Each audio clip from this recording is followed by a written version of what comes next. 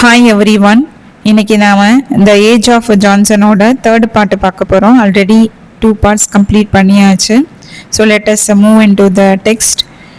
Prose fiction in England before Richardson, though it is impossible to dogmatize and useless to quarrel about the actual beginnings in England of that particular kind of prose fiction, which we now call the novel, it is quite safe to say that its firm establishment and assured popularity date from the age of Johnson and may indeed be accounted the greatest achievement of that age. இதில் என்ன சொல்லியிருக்காங்கன்னா, இந்த ஏஜுக்கு முன்னாடி வரைக்கும் pros fiction ஒரு கரெக்டான ஃபார்முக்கு இல்லை. ப்ரோஸ் ஃபிக்ஷன் தான் இந்த பீரியடில் நாவலாக சேஞ்ச் ஆனது. இது இந்த பீரியடோட ஒரு கிரேட் அச்சீவ்மெண்ட் அப்படின்னு சொல்லியிருக்காங்க. It may also be fairly contended that it was with Richardson that prose fiction passed definitely into its modern form. Richardson தான் இப்போ இருக்கிற நாவலோட மாடர்ன் ஃபார்மை கொடுத்தவர். We will here therefore take his work as a fresh point of departure, but a rapid survey of the evaluation of English fiction before his time is necessary in order that we may place him in his proper historical position. இங்கே நம்ம ரிச்சர்ட்சனோட ஒர்க்ஸை ஒரு starting பாயிண்டாக எடுத்துக்கிட்டு இதுக்கு முன்னாடி novels எப்படி இருந்தது அப்படிங்கிறத survey பண்ணணும். அப்போ தான் இவர் நாவலுக்கு எவ்வளோ இம்பார்ட்டண்ட் அப்படிங்கிறது நமக்கு தெரியும். அதை ஹட்சன் நமக்கு எம்பசைஸ் பண்ணுறாரு. We have seen that a certain amount of prose fiction had been produced during the age of Shakespeare, notwithstanding the fact that imaginative energy had then found its chief outlet in the drama. Shakespeare பீரியட்லையும் நமக்கு prose fiction இருந்தது. என்னதான் அந்த பீரியடில் நிறைய dramas நமக்கு கொடுத்துருந்தாலும் நாவல்ஸும் இருந்தது. Most of this fiction had been purely romantic as with Sidney Lodge and Green, or didactic as with Moore, Lilly and Bacon, but a slight tendency to realism had been shown in the picaresque work of Nash. Shakespeare பீரியடில் இருந்த pros fiction novels எப்படி இருந்தது அப்படின்னா, maximum கற்பனை கலந்து தான் இருந்தது. அதுதான் அங்கே ரொமான்டிக்னு சொல்லியிருக்காங்க. இல்லைனா டைடாக்டிக்காக இருந்தது, ஏதாவது மாரல் வேல்யூஸ் சொல்கிற மாதிரி அவங்க ஒர்க்கில் கொடுத்துருந்தாங்க. ஆனால் நாஷ் கொடுத்த பிக்காரஸ்க் நாவலில் மட்டும் ரியலிசம் இருந்தது. இங்கே ரியலிசம்னா கற்பனை கலந்து எழுதாமல் டெய்லி லைஃப்பில் நடக்கிறத எழுதுறது. A little later, the long-winded heroic romance, a strange compound of sham chivalry, sham pastoralism, pseudo-history and the extravagant gallantry of a sophisticated society, was imported from France, where for the moment it was immensely popular and along with many other French fashions enjoyed a temporary vogue on English soil. Shakespeare பீரியடில் கொடுத்த pros ரொமான்ஸுக்கு அப்புறம் ஹீராயிக் romance வந்தது. இது எப்படி இருக்குன்னா, ஃபேக்கான வீரத்தீர கதைகள் பற்றி சொல்லியிருப்பாங்க, அதை தான் அங்கே சிவல்ரின்னு சொல்லியிருக்காங்க. அதுக்கப்புறம் ஃபேக்கான வில்லேஜ் லைஃப் பற்றி சொல்லியிருப்பாங்க, அது பாஸ்டரலிசம் அப்படின்னு கொடுத்துருக்காங்க. ஃபேக்கான ஹிஸ்ட்ரியும் அதில் கொடுத்துருப்பாங்க. அப்புறம் ஃப்ரான்ஸ் கண்ட்ரியில் எப்படி ரைட்டிங்ஸ் கொடுப்பாங்களோ அதே மாதிரி இவங்களும் கொடுக்க ஸ்டார்ட் பண்ணாங்க. அந்த பீரியடில் ஃப்ரான்ஸில் தான் ஆர்ட்ஸும் சரி கல்ச்சரும் சரி ரொம்ப பெஸ்ட்டாக இருந்தது. ஸோ இங்கே இருக்கிற இங்கிலாண்டில் இருக்க பர்டிகுலராக சொஃபிஸ்டிகேட்டட் பீப்புள் அவங்க கல்ச்சரையும் ஆர்ட்ஸையும் ஃபாலோ பண்ணாங்க. ஸோ அப்படி ஃப்ரான்ஸை ஃபாலோ பண்ணது கொஞ்ச காலத்துக்கு ரொம்ப ஃபேமஸாக இருந்தது. அதே மாதிரி தான் ஹீராயிக் ரொமான்ஸும் கொஞ்ச காலத்துக்கு இங்கிலாண்டில் ரொம்ப ஃபேமஸாக இருந்தது. Then in reaction against the terrible prolixity and absolute unreality of this type, Afra Behn 1640-89 and several other women writers began to cultivate a form of story which was marked by brevity and concentration of treatment, and which, while still radically conventional in matter and method, showed by contrast a certain desire to get back to truth and nature. So இப்படி ஃப்ரான்ஸை follow பண்ணது கொஞ்சம் காலத்துக்கு அப்புறம் பிடிக்கல. So Aphra pen then some women writers இதுக்கு ஆப்போசிட்டாக இருக்கிற மாதிரி ஒரு நியூ ஃபார்ம் ஆஃப் அ ஸ்டோரியை க்ரியேட் பண்ணாங்க. இவங்க இன்ட்ரடியூஸ் பண்ண அந்த ஃபார்ம் ரொம்ப ப்ரீஃபாகவும் கிளியராகவும் இருந்தது. இதோட சப்ஜெக்ட் ஓல்டு ஸ்டைலில் இருந்தாலும் ட்ரூத்துக்கும் நேச்சருக்கும் இம்பார்ட்டன்ஸ் கொடுத்தாங்க. அதாவது நிஜ வாழ்க்கைக்கும் நேச்சருக்கும் இம்பார்ட்டன்ஸ் கொடுத்தாங்க. Meanwhile, a number of extraneous influences were at work, all contributing, as we can now see, to the transformation of prose fiction into something which, despite all superficial similarities, was to be essentially unlike any of its previous varieties. Among them, as we have noted the work of the character writers and much more important of Addison and Steele in the periodical essay. ஒரு பக்கம் Aphra பென்னும் some women ரைட்டர்ஸும் நாவலுக்கு ஒரு new form கொடுத்துட்டு இருந்தாங்க. இன்னொரு பக்கம் out சைட்ல இருந்து வந்த சம் இன்ஃப்ளூயன்சஸ் நாவலோட ஃபார்மை சேஞ்ச் பண்ணிட்டு இருக்கு. அதில் ஒன்று என்னன்னா கேரக்டர்ஸ் ரைட்டிங், பீப்புளோட கேரக்டர்ஸை பற்றி எழுதுறது. தென் அடிசன் அண்ட் ஸ்டீல் எழுதின periodical essays. Moreover banians marvelously effective use of fiction as allegory has to be recognized and emphasis must also be laid upon the increasing popularity of biography, the forms and methods of which it is evident could very easily be carried over from historical into fictitious narrative. அப்புறம் பனியன் தன்னோட வாட்ஸில் ரொம்ப அழகாக அலகரியை use பண்ணார். அலிகரியில் நிறைய symbols use பண்ணியிருப்பாங்க. தென் age of Johnson பீரியடில் people நிறைய பயோகிராஃபி படிக்க இன்ட்ரெஸ்ட் காமிச்சாங்க. பயோகிராஃபிலேருந்து அவங்க என்ன பண்ணாங்கன்னா நாவல் எழுத ஸ்டார்ட் பண்ணாங்க. பயோகிராஃபியில் எப்படி இருக்கும், நம்மளோட லைஃப்பை பற்றின விஷயங்கள் உண்மையாக இருக்கும், அது அப்படியே நாவலுக்கு ஒரு ஃபிக்ஷியஸாக எழுத ஸ்டார்ட் பண்ணாங்க. This is a matter which, as we remember, is of a special interest in connection with the tales of Defoe, and here the question already touched upon definitely confronts us of the place which Defoe occupies in the evaluation of fiction. பயோகிராஃபியை வச்சு நாவல் எழுத start பண்ண இந்த விஷயம் டிஃபோவை படிக்கிறதுக்கு ரொம்ப important. That by rejecting as he did all the fantastic conventions of romance and adapting with studious preciseness the manner and tone of the actual biography, he became very near indeed to the genuine novel cannot be denied. Age of Johnson பீரியடில் writers என்ன பண்ணாங்கன்னா நிறைய imagination கலந்து love stories எழுதினாங்க. But Defoe அதை deny பண்ணார். அதுக்கு பதிலாக பயோகிராஃபி எழுதுறதுல ரொம்ப இன்ட்ரெஸ்ட் காட்டினார். ரொம்ப கவனமாகவும் துல்லியமாகவும் எழுதினார். ஸோ இங்கே தான் டேனியல் டிஃபோ ஒரு ஜென்யூன் நாவல் எழுதுறதுக்கு ரொம்ப பக்கத்தில் வந்துட்டார். Yet nonetheless it may still be maintained that he just missed his way. இருந்தாலும் நாவல் எழுதுறதுக்கான ஒரு கரெக்டான வேயை இவர் கொடுக்கல. His tales are so far removed from normal life and character. They deal so largely with strange adventure and crime, and the picaresque element in them is so strong that speaking strictly it would seem that they should be classed rather as romances than as novels. Defoe எழுதின novels normal human பீயிங்ஸோட லைஃப்பை பற்றி இல்லாமல் கொஞ்சம் டிஃப்ரெண்ட்டாக இருந்தது. Maximum strange adventures பற்றியும் அதுக்கப்புறம் criminals பற்றியும் இருந்தது. பர்டிகுலராக பிக்கரஸ்க் தான் அதிகமாக இருந்தது. பிக்காரஸ்க் நாவலில் ஹீரோ எப்படி இருப்பாங்கன்னா நார்மல் ஹியூமன் பீயிங்காக ட்ராவல் நிறைய செஞ்சிட்ருப்பாரு. தென் தன்னோட இன்டெலிஜென்ஸ்னால நிறைய இடங்களில் தப்பிச்சிருப்பார்.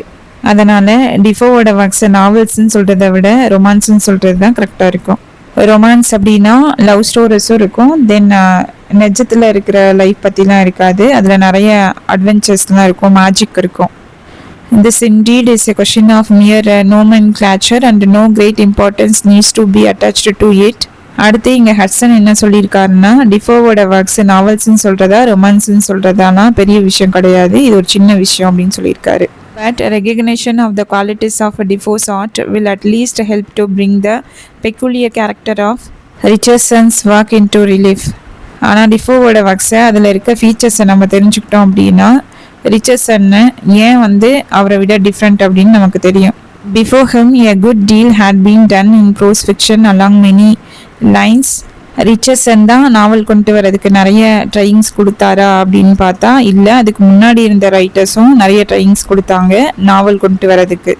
But no one, not even Defoe, had yet written a novel of contemporary social and domestic life, the interest of which should depend upon the doings of ordinary people in a familiar setting. ஆனால் எந்த ரைட்டருமே including tifo normal பீப்புளோட life நாவலில் கொடுக்கல, Richardson மட்டும்தான் கொடுத்தாரு. Such a novel Richardson produced in Pamela, and it is in view of the fresh movement which he thus initiated that he may not unjustly be called the father of the modern novel. நாவல் அப்படிங்கிறதுக்கு ஒரு good எக்ஸாம்பிளாக Richardson பமிலா எழுதினார். பமிலாவை படிக்கும் போது இவர் தான் modern நாவலுக்கு father அப்படிங்கிறதுல எந்த தப்பும் கிடையாது அப்படிங்கிறது நமக்கு புரியும். அடுத்து நாவலோட ஹிஸ்டாரிக்கல் சிக்னிஃபிகன்ஸ் என்னன்னு பார்க்கலாம். Before turned we turn to Richardson. However, we may fittingly pause to lay stress upon the great historical significance of the novel from both the literary and the social points of view. இதில் நாவல் social point of வியூலையும் சரி லிட்ரேச்சரி point of வியூலையும் சரி எவ்வளோ இம்பார்ட்டன்ட்டுன்னு தெரிஞ்சுக்கலாம். The following points should be carefully considered. In the first place, the popularity of the novel, like that of the periodical essay which immediately preceded it, coincided with and very largely depended upon the growth of a miscellaneous reading public and of a public in which women were becoming increasingly numerous and influential. Novel create ஆனதுக்கு ஒரு இம்பார்ட்டண்ட்டான விஷயம் என்னென்னா நிறைய பேர் இந்த பீரியடில் படிக்க ஸ்டார்ட் பண்ணாங்க. பர்டிகுலராக விமன் ரீடர்ஸ் அதிகமானாங்க. இதனால் விமனுக்கு இப்போ தான் வேர்ல்டு லெவல் இன்ஃப்ளூயன்ஸ் கிடைக்க ஆரம்பிச்சிருக்கு. Secondly, as practically a new form of literary art, the novel was a sign that literature was beginning to outgrow the cramping limitations of classicism and to abandon the doctrine that a modern genius was bound to go in the leading strings of a tradition. செகண்டாக பார்த்திங்கன்னா நாவல் ஒரு new ஃபார்மாக create ஆனது. முன்னாடி classicism follow பண்ணாங்க, அதில் நிறைய limitations இருந்தது ரைட்டிங்ஸுக்கு. இப்போ அதை ஃபாலோ பண்ணலை. ரைட்டர்ஸ் கிளாசிசிசம் ஃபாலோ பண்ணாமல் புதுசாக யோசிக்க ஸ்டார்ட் பண்ணாங்க. In the epic and the drama, it was impossible as yet that men should reject altogether the authority of antiquity. Old literature ஃபார்மான ட்ராமாஸ் எப்பிக்லாம் எழுதும் போது கன்வென்ஷன்ஸை ஃபாலோ பண்ணாமல் இருக்க முடியல. ஆனால் நாவல் எழுதும் போது அந்த ப்ராப்ளம்லாம் இல்லை, அந்த கிளாசிசிசம்மை இவங்க ஃபாலோ பண்ணலை. There was indeed, as notably in Fielding's case, some discussion of technical questions from the classicist standpoint and an occasional parade of a classical learning. ஆனால் ஃபீல்டிங்கோட ஒர்க்ஸ் எல்லாம் பார்த்தோம்னா அங்கங்கே சம் கன்வென்ஷன்ஸ் ரூல்ஸை ஃபாலோ பண்ணியிருப்பார். But in general, the novel offered a fresh field in which modern writers were able to work independently. ஆனால் நாவல்ங்கிறது ஒரு new form, கன்வென்ஷன்ஸ்லாம் follow பண்ணாமல் இண்டிபெண்ட்டாக எழுதினாங்க writers. Thirdly, the rise of the novel was one result of the democratic movement in 18th century England. அடுத்து இந்த பீரியடில் தான் democratic ஐடியாஸ்லாம் ஃபேமஸாக இருந்தது. ஸோ அதுவுமே நாவல் எழுதுறதுக்கு ஹெல்ப்ஃபுல்லாக இருந்தது. முன்னாடி இருந்த ரொமான்சஸ்லாம் மேக்ஸிமம் அரிஸ்டோக்ராட்டிக் பீப்புளை பற்றி தான் இருந்தது. அதில் டிஃபோ கூட பார்த்தீங்கன்னா கிளாசிசிசம் ஃபாலோ பண்ணியிருக்க மாட்டார், பட் ஆர்டினரி பீப்புளை பற்றி எழுதியிருக்க மாட்டார். அவரோட ஒர்க்ஸில் கிங்ஸ் செப்பர்ஸ் பற்றிலாம் இருக்காது, இருந்தாலுமே ஆர்டினரி பீப்புளை பற்றி எழுதியிருக்க மாட்டார். அட்வென்ச்சர்ஸ் பர்சன்ஸையும் தென் கிரிமினல்ஸ் பற்றியும் எழுதியிருப்பார். The comprehensiveness of the novel, its free treatment of the characters and doings of all sorts and conditions of men, and especially its sympathetic handling of a middle class and low life, are unmistakable evidences of its democratic quality. நாவல்ஸில் எல்லா வகையான பீப்புளை பற்றியும் எழுதினாங்க. பர்டிகுலராக middle class people பற்றியும் poor people பற்றியும் ரொம்ப சிம்பத்தட்டிக்காக எழுதினாங்க. இது நாவலில் இருக்க டெமோக்ராட்டிக் குவாலிட்டியை நமக்கு ஷோ பண்ணுது. It was not by accident, therefore, that it appeared at a time when, under Sir Robert Walpole's firm rule, this country was settling down after a long period of military excitement, and when, with the consequent growth of commerce and industry, the prestige of the old feudal nobility was on the wane, and the middle classes were increasing steadily in social and political power. நாவல் அப்படிங்கிறது ஏதோ ஆக்சிடெண்ட்டாக வந்தது கிடையாது. Sir Robert Walpole பீரியடில் நாடு ரொம்ப அமைதியாக இருந்ததுனால வந்தது. ட்ரேடும் காமர்ஸும் இந்த பீரியடில் க்ரோத் ஆனது. ஃபியூடல் சிஸ்டம் இல்லாமல் போனது. இதனால் முன்னாடிலாம் பெரிய பெரிய லேண்ட் ஓனர் இருப்பாங்க, ஸோ இப்போ அதெல்லாம் இல்லை. இந்த பீரியடில் தான் மிடில் கிளாஸ் பீப்புள் சொசைட்டிலையும் சரி பாலிட்டிக்ஸ்லேயும் சரி ரொம்ப வேல்யூ ஆனாங்க. As Lord Morley has said of Pamela, it was the landmark of a great England went mad with enthusiasm over the trials, the virtues, the triumphs of a rustic lady's maid. Lord Morley அப்படிங்கிறவர் பமலாவை பற்றி என்ன சொல்லியிருக்காருன்னா, இது லிட்ரேச்சரில் இருக்க change மட்டும் கிடையாது, சொசைட்டியில் இருக்க சேஞ்சும் அப்படின்னு சொல்லியிருக்காரு. பமலாவை படிச்சுட்டு ஒரு சாதாரண மெய்டு எவ்வளோ கஷ்டப்படுறாங்க, அவங்களோட சக்ஸஸ் என்ன, அவங்களோட நல்ல கேரக்டர்ஸ் இதெல்லாம் தெரிஞ்சுக்கிட்டு இங்கிலாண்டே ரொம்ப ஆர்வமாக அந்த வாக்கை கொண்டாடினாங்க. Finally, as the form of the novel gives a far wider scope than is allowed by the corresponding form of the drama for the treatment of motives, feelings, and all the phenomena of the inner life, it intended from the first to take a peculiar place as the typical art form of the introspective and analytical modern world. அடுத்தது, drama எழுதுறதை விட நாவல் எழுதுறதுக்கு ரொம்ப சுதந்திரம் கிடைச்சிது. ஒரு மனுஷனோட எண்ணங்கள் என்ன, அதுக்கப்புறம் அவங்களோட உணர்வுகள் என்ன, அவங்க லைஃப்பில் என்னென்ன நடக்குது அப்படிங்கிறத டீப்பாக நாவலில் எழுத முடியும். மனுஷனோட மனசை புரிஞ்சுக்க நாவல் ஒரு பெஸ்ட் டூலாக இருந்தது.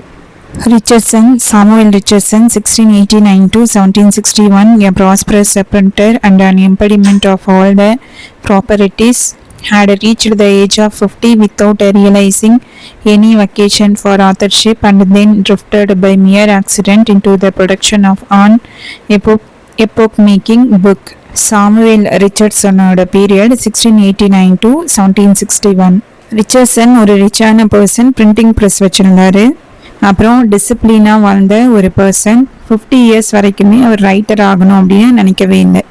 ஒன் டைம் ஆக்சிடெண்ட்டாக ஹிஸ்டாரிக்கல் இம்பார்ட்டன்ஸ் இருக்கிற ஒரு புக்கை எழுதினார். அதுதான் அங்கே எப்போக் மேக்கிங்னு கொடுத்துருக்காங்க. 2 friends of his who were publishers asked him to prepare for them a little volume of letters in a common style as models for country readers who were unable to indite for themselves, and at his suggestion for moral considerations were always uppermost in his mind. Guidance in conduct was to be combined with instruction in the art of composition. ஒரு time Samuel ரிச்சர்ட்சனோட friends என்ன கேட்டாங்கன்னா, இவர்கிட்ட ordinary பீப்புளும் letter எழுதணும், அதுக்கு நீங்கள் ஒரு book எழுதுங்க அப்படின்னு சொன்னாங்க. அதுக்கு ரிச்சர்ட்சன், பீப்புளுக்கு வெறுமே லெட்டர் எழுதி கற்றுக் கொடுக்கறது மட்டும் வேணாம், அதில் நல்ல விஷயங்களையும் அதுக்கப்புறம் டிசிப்ளினையும் எழுதலான்னு சொன்னார். He had hardly embarked upon his task when a true story he had heard many years before came to his mind, and he conceived the idea of using this as a thread upon which to string his letters. அப்படி letters எழுதும் போது ரிச்சர்ட்சனுக்கு ஒரு idea இருந்தது. அவர் முன்னாடி கேட்ட ஒரு கதை ஞாபகம் வந்துச்சு. ஸோ அந்த கதையை மையமாக வச்சு அந்த கேரக்டர்ஸை வச்சு லெட்டர் எழுதினார். Then the thought occurred to him that such a story, I quote his own verse, if written in an easy and natural manner suitable to the simplicity of it, might possibly introduce a new species of writing, turn young people into a course of reading different from the pomp and parade of romance writing, and tend to promote the cause of religion and virtue. இந்த லெட்டர்ஸ்லாம் ரொம்ப சிம்பிளாகவும் நேச்சுரலாகவும் எழுதுனா அது ஒரு new ஃபார்மை கொடுக்கும்னு அவர் நம்பினார். அதில் இருந்து தான் நாவல் ஸ்டார்ட் ஆகியிருக்கு. அது மட்டும் இல்லை, ரிலீஜனையும் டிசிப்ளினையும் அது நல்லா வளர்க்கும்னு நம்பினார். So the proposed ready letter writer was for the moment set aside, and Pamela, or virtue rewarded, came into being 1740. So ரிச்சர்ட்சனும் அவங்களோட ஃப்ரெண்ட்ஸும் ஃபஸ்ட்டு பிளான் பண்ண அந்த லெட்டர்ஸ் எப்படி எழுதுறது அப்படிங்கிற அந்த பிளான் தள்ளி வச்சிட்டாங்க. அதுக்கு பதிலாக ரிச்சர்ட்சன் பமிலா, இதோட இன்னொரு நேமு வர்ச்சு ரிவார்டட், இது 1740 வந்தது.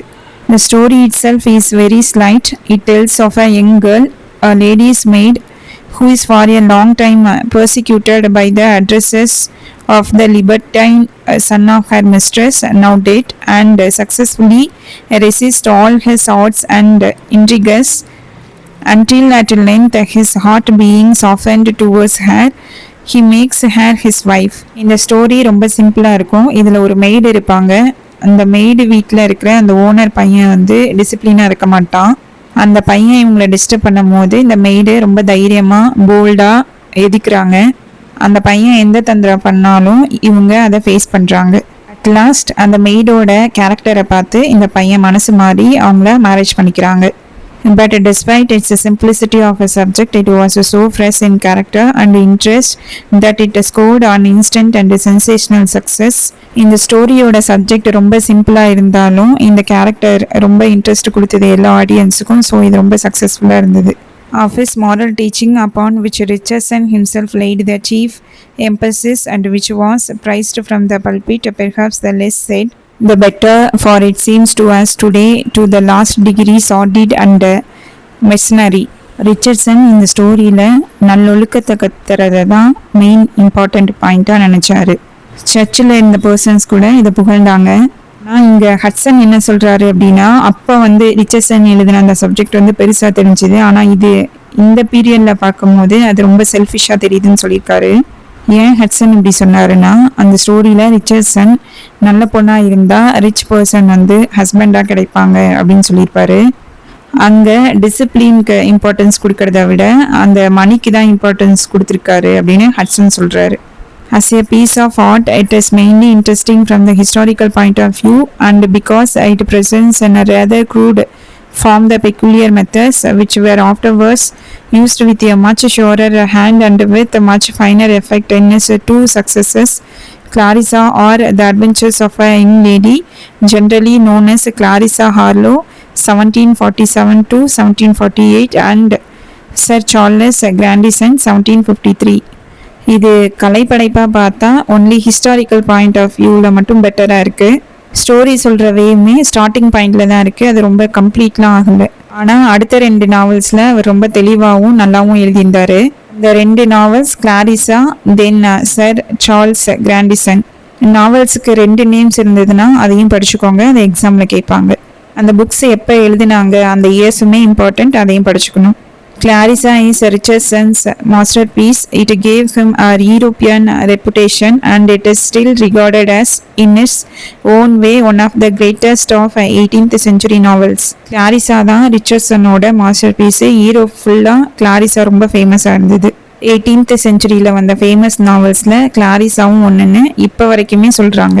It is also noteworthy as containing Richardson's most remarkable character study in The Scoundrel Lovelace, whose name has become proverbial. Richardson கிளாரிசாவில் ஒரு கேரக்டரை ரொம்ப சூப்பராக எழுதியிருப்பார், ரொம்ப நுணுக்கமாக எழுதியிருப்பார். அவர் ஒரு வில்லன், அவரோட பேர் லவ்லேஸ் அப்படிங்கிற நேமு. ரிச்சர்ட்சன் அந்த கேரக்டரை நல்லா கொடுத்ததுனால சொசைட்டியில் யாராவது கெட்டவங்களோ இல்லை கிரிமினலாவோ இல்லை டிசிப்ளின் இல்லாமையோ இருந்தாங்கன்னா அவங்களுக்கு அந்த நேம் வச்சுட்டாங்க. அந்தளவுக்கு அந்த நேம் ரொம்ப ஃபேமஸாக இருந்தது. It is difficult for us now to do justice to Richardson in part because of profound changes in thought, in part because of the immense development of the art of prose fiction since time. His books are extremely long and are encumbered with endless repetitions and masses of unimportant detail. இப்போ இருக்க பீரியடில் ரிச்சர்ட்சனோட ஸ்கில்லை புரிஞ்சுக்கிறது ரொம்ப கஷ்டம். ஏன்னா இப்போ நம்மளோட தாட்ஸில் நிறைய சேஞ்சஸ் இருக்குது. அது மட்டும் இல்லை, அவர் ஓல்டு பீரியடில் நாவல்ஸ் ஒரு டைப்பாக கொடுத்துருந்தாரு. இப்போ இருக்க நியூ மாடர்ன் டைம்ஸில் வேறு மாதிரி நாவல்ஸ் எழுத ஸ்டார்ட் பண்ணிட்டாங்க. அவரோட நாவல்ஸ் ரொம்ப நீளமாக இருக்கும், தேவையில்லாத விஷயங்களை திரும்ப திரும்ப சொல்லியிருப்பார். His stories drag and their machinery is very clumsy. They are all written in the form of letters which pass among the characters, and while this epistolary method has its advantages in bringing us into intimate touch with the writers themselves, it tends to the scattering of interest and involving, as it does the initial postulate of everlasting correspondence in and out of season. It leaves us with a disturbing sense of the extreme artificiality of the whole fabrication. நாவலில் இருக்க அவரோட stories ரொம்ப ஸ்லோவாக இருக்கும். அது மட்டும் இல்லை, அது ரொம்ப கஷ்டமாக இருக்கும், நேச்சுரலாலாம் இருக்காது. அவரோட ஸ்டோரிஸ் எல்லாமே லெட்டர்ஸ் ஃபார்மேட்டில் இருக்கும்.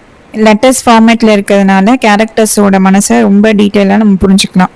ஆனால் எல்லா விஷயத்தையும் லெட்டர் ஃபார்மேட்டில் எழுதுறது நேச்சுரலாக இல்லாமல் ஆர்டிஃபிஷியலாக இருந்தது. But for patient microscopic analysis of motive and passion, Richardson still holds a preeminent place. This is some justification of his remorseless prolixity. ஆனால் இவரோட நாவல்ஸ் மூலயமா ஒரு கேரக்டரோட ஃபீலிங்ஸ் என்ன, அவங்க ஏன் இப்படிலாம் செய்கிறாங்க அப்படிங்கிறத நம்மளால் நுணுக்கமாக தெரிஞ்சுக்க முடியும். கேரக்டரோட ஃபீலிங்ஸ் பேஷன்ஸை புரிஞ்சுக்கிறதுல அதை கொடுத்த விதத்தில் ஃபஸ்ட்டு யாருன்னா ரிச்சர்ட்சன் தான். என்னதான் அவரோட ஸ்டோரிஸ் ரொம்ப லாங்காக இருந்தாலும் கேரக்டர் டிஸ்கிரிப்ஷன் நல்லா கொடுத்ததுனால அதை நம்ம ஜஸ்டிஃபை பண்ணிக்கலாம் அவர் மிக சிறந்த ரைட்டர்னு. He is the art of infinitely little and his effects are built up out of thousands of small and seemingly trivial things. சின்ன சின்ன விஷயங்களை கூட ரொம்ப நுணுக்கமாக எழுதியிருப்பார். ஒரு பெரிய விஷயத்த சொல்கிறதுக்கு சின்ன சின்ன விஷயங்களை கூட அவர் டீட்டெயிலாக சொல்லியிருப்பார். In many of his fundamental characteristics, his genius was rather feminine than masculine. From boyhood up, he had sought by preference the society of women, and it is a point of importance that in general he succeeded best in the delineation of female characters. அவரோட நாவலில் இருக்க stories maximum feminine point of வியூவில் தான் இருந்தது. Richardson சின்ன வயசுலேருந்தே ladies கூட இருக்கிறது தான் ரொம்ப விரும்புவார். ஸோ விமன் கேரக்டர்ஸை நல்லாவே அவரோட ஒர்க்ஸில் கொடுத்துருப்பாரு. His first-hand knowledge of the verse was small and his view extremely narrow, and the moral element in his work, and he wrote primarily as a moralist, suffered greatly in consequence. உலகத்தை பற்றின experience அவருக்கு ரொம்ப கம்மியாக இருந்ததுனால அவரோட வியூவுமே நேரோவாக தான் இருந்தது. இதனால் அவர் சொல்ல வந்த டிசிப்ளின் ஐடியாஸும் ரொம்ப சரியாக கொடுக்க முடியாமல் போச்சு. He carried on the ethical traditions of Addison and Steele, and in his own pragmatic fashion undoubtedly did good work in the purification of society and manners. Addison and Steele சொசைட்டிக்கு எது தப்பு எது சரி அப்படின்னு எப்படி கற்றுக் கொடுத்தாங்களோ அதையே இவரும் ஃபாலோ பண்ணார். சொசைட்டிக்கு நல்ல மேனர்ஸ் கற்றுக் கொடுக்கறதுல இவர் ரொம்பவே ஒர்க் பண்ணார். But his moralizing is apt to sink into wearisome twaddle, and his sentiment is often overstrained and mawkish. In general, the atmosphere of his books is too much like that of a hot house to be entirely pleasant or wholesome.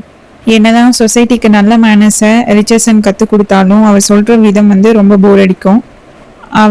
அவரோட ரைட்டிங்ஸில் அவரோட உணர்ச்சிகளை ரொம்ப மிகைப்படுத்தி காட்டியிருப்பார். அது மட்டும் இல்லை, அப்படி சொல்லும் போது நேச்சுரலாக இல்லாமல் ஆர்டிஃபிஷியலாக இருக்கும். ரொம்ப ஆர்டிஃபிஷியலாக இருக்கிறதுனால இன்ட்ரெஸ்ட் அந்தளவுக்கு இருக்காது. இந்த பாட்டை இதோட முடிச்சுக்கலாம். இதோட கண்டினியூவேஷனை அடுத்தடுத்த வீடியோஸில் பார்க்கலாம். ஏஜ் ஆஃப் ஜான்சன் மிகப்பெரிய பீரியடாக இருக்குது. ஸோ பார்ட் பை பார்ட்டாக பார்க்கலாம். தேங்க்யூ.